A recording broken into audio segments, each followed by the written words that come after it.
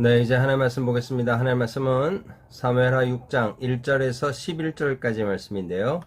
1절, 2절, 2절 말씀만 제가 봉독합니다. 다윗이 이스라엘에서 뽑은 무리 3만 명을 다시 모으고 다윗이 일어나 자기와 함께 있는 모든 사람과 더불어 바알레 유다로 가서 거기서 하나님의 궤를 메어 오려 하니 그 궤는 그룹들 사이에 좌정하신 만군의 여호와의 이름으로 불리는 것이라. 아멘. 예, 우리는 지금 사무엘하 5장의 말씀을 통해 이제 다윗이 이스라엘 전체의 왕이 되고 또 교만에 가득했던 여부스 사람들을 예루살렘 성에서 쫓아내 예루살렘 성을 다윗의 성이다 라고 이름을 정하는 큰 승리를 얻는 다윗의 모습을 보았습니다. 바로 이런 다윗의 왕됨을 축하한다고 또 두로 왕이 사절단을 보내고 다윗을 위해 집을 지어주는 이 놀라운 일을 또 경험하는 거죠. 그뿐입니까?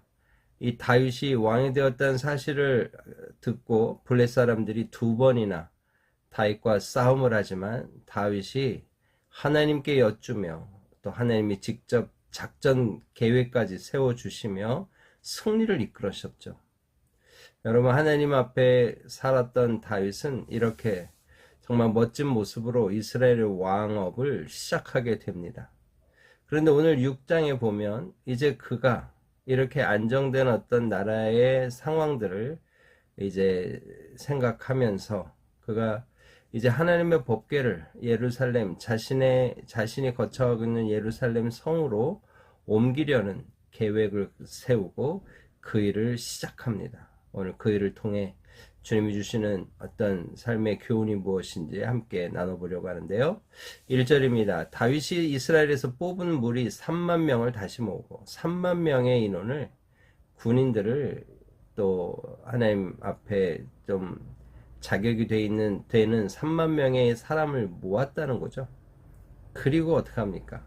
다윗이 일어나 자기와 함께 있던 모든 사람과 더불어 바알레 유다로 가서 거기서 하나님의 궤를 메어오려 하니, 이 바알레 유다라고 하는 말이 갑자기 좀 등장합니다. 근데 여러분, 우리가 사무엘상 7장에 보면 블레셋에 의해서 블레셋에 있었던 하나님의 법궤가 돌아오게 되죠. 그 돌아온 하나님의 법궤가 기럇 여아림 사람들, 그곳에 있는 아비나답 집에 있게 된 겁니다. 그리고 한 20여 년 이상의 세월이 지난 터예요. 그러니까 이 기럇 여아림이라는 지역이 분명한 어떤 하나님의 법궤가 있었던 곳인데, 근데 오늘 지금 바알레 유다라고 쓰고 있어요. 그래서 이 바알레 유다라는 말이 어떤 뜻이냐, 어떤 의미냐, 기럇 여아림의 또 다른 명칭이다. 이렇게 이제 가나안식 이름이 아니겠느냐, 학자들이 이렇게 말하는 거죠. 그래서 거기서 하나님의 궤를 메어오려고 하는 겁니다. 이 메어오려고 했다, 이거 뭔가 의미가 있죠. 뭔가 하나님의 법대로 하려나 보다 하는 좀 기대를 갖게 됩니다. 그런데 그러면서 사무엘하 저자는 이 하나님의 법궤가 어떤 법궤냐를 잠깐 설명합니다. 그룹들 사이에 좌정하신 만군의 여호와의 이름으로 불리는 것이라. 여러분, 이 하나님의 법궤는 구약의 어떤 그 이해를 통해서 우리가 살펴본다면 하나님의 법궤에 이 법궤를 덮고 있는 곳이 속죄소입니다. 그런데 그 법궤를 덮고 있는 그곳이 이 그룹에 의해서 가려진 하나님이 계신 시온소, 지성소에 또 그 지성소에서도 지성소가 되는 그런 곳으로 알려지는 거예요. 하나님이 계신 곳이다. 이렇게 알려진 곳입니다. 그러니까 지금 뭐라 그래요? 그룹들 사이에 좌정하신 만군의 여호와의 이름으로 불리는 곳이라. 바로 그 장소를 상징하는 어떤 상징하는 물건으로서 이 하나님의 법궤를 오늘 설명해 주고 있는 거죠. 바로 그곳에 하나님 이 법궤 위에 시온소로 가는 시온좌라고도 불리는 하나님의 은혜가 베풀어지는 곳, 하나님이 계신 곳, 바로 그곳이 바로 하나님의 법궤가 그런 이름이었다. 라고 여러분 이해하면 되겠죠.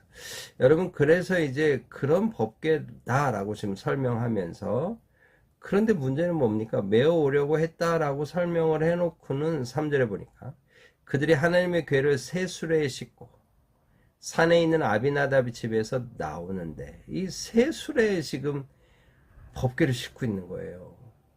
그러니까 여러분, 이 장면은 우리가 어떤 장면을 떠올립니까? 블레셋 사람들이 법궤를 이동할 줄을 몰라서 수레, 이 젖나는 암수 2마리를 끌게 하는 그 수레에 법궤를 실었잖아요. 똑같은 모습을 취하고 있는 거예요.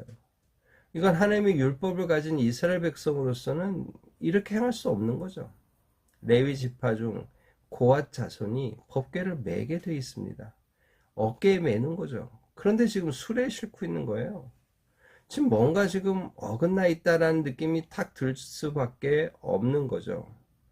그러면서 아비나답의 집에서 나오는데 아비나답의 아들 우사와 아효가 그 새 수레를 모으니라. 우사라는 아들과 아효라는 아들이 새 수레를 모으고 있는 거죠. 그래서 그들이 산에 있는 아비나답 집에서 하늘의 길을 싣고 나오는데 아효는 궤 앞에서 가고, 아마 지금 우사는 궤 뒤쪽에서 이 궤를 좀 잘 가고 있는지 살피면서 오게 된 것 같아요. 볼까요? 다윗과 온 이스라엘 온 족속이 잣나무로 만든 여러 가지 악기와 수금과 비파와 소고와 양금과 제금으로 여호와 앞에서 연주하더라. 아주 큰 잔치가 벌어진 것처럼 감격과 감사로 하나님께 영광을 돌리는 거예요. 모든 악기가 다 동원됐다. 오늘 그 얘기를 하고 싶은 거죠. 그런데 문제는 뭡니까? 지금 잘못된 방법으로 가고 있어요. 또 다윗이 어떤 자신의 정치적인 어떤 안정을 위해서, 또 자기의 정치적인 입지를 강화하려고 하나님의 법궤를 가져와야겠다라고 생각했는지 모르지만 이 일조차도 하나님께 여쭈어야 되지 않았을까요? 그러나 그런 거 없어요. 하나님께 여쭈지 않으니 그 방법도 틀려 있는 거죠. 각종 악기를 동원해서 환호와 함께 기쁨으로 박수를 치면서 법궤가 지금 움직여지는 걸 기쁨으로 여기지만 절차와 과정이 지금 뭔가 어긋나 있는 거죠. 그런데 문제가 생기고 맙니다. 6절이에요. 그들이 나곤의 타작마당에 이르러서는 소들이 뛰므로, 나곤이라고 하는 사람 이름에 타작마당에 이르게 된 겁니다. 그런데 그때 소들이 뛰는 거죠. 그런데 앞불사 우사가 손을 들어 하나님의 궤를 붙든 겁니다. 여러분, 여기에 지금 우리의 어려움이 있어요. 수레를 통해 지금 법궤를 끌고 가는 게 문제였어요. 근데 문제가 생기고 말았습니다. 소가 뛰니 법궤가 흔들렸고 법궤가 땅에 떨어지게 되려고 하는 거예요. 여러분, 그럼 어느 누가 그것을 그냥 놔두고 있을까요? 어떻게든 이거 떨어뜨리지 않으려고 온몸으로 막지 않을까요? 손을 댈 수밖에 없지 않을까요? 우사가 손을 댔어요. 그런데 여호와 하나님이 우사가 잘못함으로 말미암아 진노하사 그를 그곳에서 치시니 그가 거기 하나님의 궤 곁에서 죽으니라. 여러분, 이건 지금 베레스의 우사의 어떤 잘못이죠. 분명히. 왜 그렇습니까? 여러분, 하나님의 말씀에 의하면 어떤 누구도 성물에 손을 대서는 안 되게 돼 있습니다. 민수기 4장 16절에 보면 성물은 만지지 말라. 그들이 죽으리라. 이거 분명히 말씀하셨어요. 그러니까 이게 떨어져도 손을 대서는 안 되는 거였어요. 그러니까 이게 어떻게 보면 이 지식이 없는 열심인 거죠. 아, 이러면 안 되는데, 떨어지면 어떡하지? 내가 손을 댈 수는 없고. 여러분, 이러면서 좀 그냥 놔뒀어야 돼요. 최소한. 그러면 자신은 사는 거죠. 근데 잘못된 열심이 자기의 생명을 거두게 된 거예요. 여호와께서 우사를 치심으로 우사가 잘못함으로 말미암아 진노하사 그곳을 치시니, 그를 그곳에서 치시니 그가 거기 하나님의 궤 곁에서 죽게 된 겁니다. 그런데 오늘 우사가 죽은 이 사건을 보면서 이제 다윗의 반응이 나와요. 여호와께서 우사를 치심으로 다윗이 분하여 그곳을 베레스 우사, 이 베레스라는 말은 치다, 깨뜨리다, 터트리다 이런 뜻입니다. 그러니까 하나님께서 우사를 터트렸다. 쳤다. 이제 이런 뜻이죠. 그 이름이 오늘까지 이르니라. 왜 여기서 다윗은 분노했을까요? 하나님에 대한 분노일까요? 자신에 대한 분노일까요? 우리는 지금 명확히 알 수 없어요. 그러나 여기서 분명히 다윗은 깨닫게 된 거죠.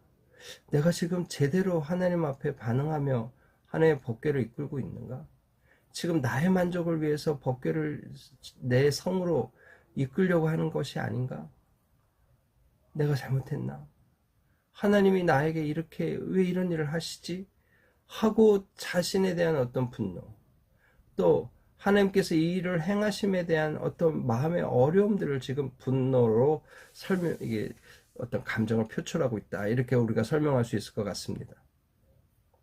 그러면서 9절이에요. 다윗이 그날에 여호와를 두려워하여 이르되. 이제 두려운 거죠. 그러니까 여기서 분노는 그냥 여호와 하나님에 대한 분노라기보다는 자신에 대한 분노. 내가 뭔가 잘못했구나. 이렇게 하면 내가 죽고 내 백성이 죽는구나. 깨닫게 되는 거예요. 여호와를 두려워하게 되는 거죠.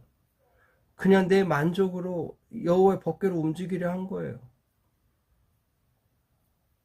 홈리와 비느하스가 블레셋과의 전쟁을 하려고 법궤로 움직이는 것과 큰 차이가 없는 듯한 이 상황을 지금 자신이 목격하게 된 거죠.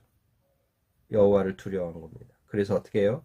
여호와의 궤가 어찌 내게로 오리요? 내게로 오리요. 여기에 지금 자기의 속마음이 드러나는 거죠. 내게로 오리요. 네. 여기에 지금 그냥 여호와의 궤를 자기에게 가지고 오는 게 자기에게 좋다고 생각했던 하나님의 어떤 뜻과는 무관한 자기 만족과 자기를 위한 선택이었음을 보여주는 거죠. 그래서 어떻게 하나요?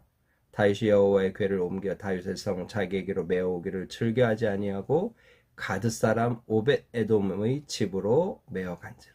예, 다른 사람의 집으로 가게 하는 거예요. 그런데 문제는 뭡니까? 여호와의 궤가 가드 사람 오벳 에돔의 집에 석 달이 있었는데 여호와께서 오벳 에돔과 그 온 집에 복을 주시니라. 의도치 않은 또 다른 사람이 지금 복을 받게 되는 이 결과를 얻게 되는 거죠. 여러분, 오늘 주님이 우리에게 이 사무엘하 6장 1절부터 11절의 말씀을 통해 우리에게 주시는 교훈이 무엇인가요? 여러분, 오늘 세 가지로 간단하게 정리하려고 합니다. 역사에서 배우지 못하면 우리는 악을 반복할 수밖에 없어요.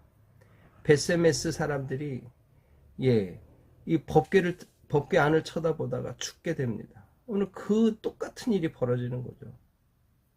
매우 고아 자손의 어깨를 통해 그저 이 법궤를 메워왔어야 되는데 잘못된 하나님의 법대로 하나님의 방식대로 법궤로 움직여야 된다는 그 사실을 배우지 못하는 거예요. 법궤를 어떻게 대해야 되는지를 배우지 못한 거예요.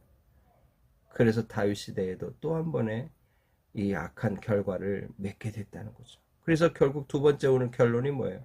지식 없는 열심은 스스로를 무너뜨리는 거예요. 내 백성이 지식이 없어로 망하는도다 하신 주님의 안타까운 소리를, 그 말씀을 우리는 새겨 들어야 되는 거죠. 나의 열심이 하나님의 말씀을 따름인가? 나의 열정이 하나님의 지도를 받고 있는가? 오늘 우리는 늘 점검해야 된다는 거죠. 뿐만 아니라 오늘 여호와를 두려워함으로 이 어떤 일을 해야 됩니다. 근데 다윗에게는 지금 이 여호와를 두려워함이 없었던 것 같아요. 형식은 갖췄습니다. 모든 악기를 동원해서 찬양도 하고 기쁨으로 이 일을 한다고 했어요. 그러나 그것 일뿐이었어요. 여호와를 두려워함이 없었어요. 하나님은 그런 다윗에게 가르치시는 거죠. 베레스 우사 이 사건을 통해 가르치시는 거예요. 이게 다윗에게만 교훈이겠어요? 이스라엘 백성을 향한 교훈이죠. 나를 어떻게 섬겨야 되느냐. 지식이 없으면 망한다. 내 방식과 내 율법의 가르침대로 나에게 순종해라. 오늘 주님 정확히 가르치시는 거죠. 오늘 이런 주님의 가르침을 따라 오늘 우리의 삶도 주님을 향한 진정한 열심, 바른 진리의 방향성을 가지고 그 방식대로 주님의 뜻대로 순종하는 참 열심을 드러내는 오늘 우리의 삶, 오늘 하루가 되기를 주님의 이름으로 축복합니다. 다 같이 기도하겠습니다.